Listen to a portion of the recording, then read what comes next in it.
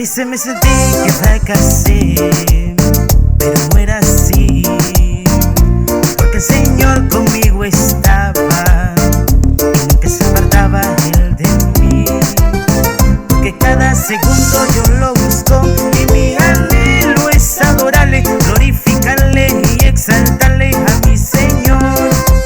Yo le adoraré, le glorificaré, le exaltaré y gritaré 3 veces santo mi Señor.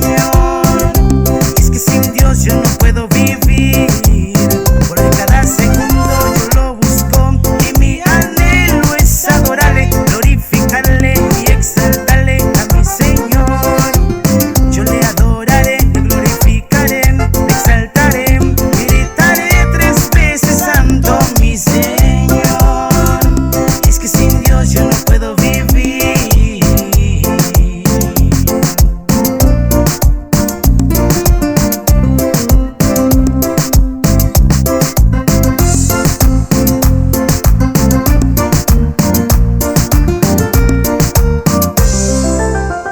A veces me sentí que fracasé, pero no era así, porque el Señor conmigo estaba y nunca se apartaba Él de mí, porque cada segundo yo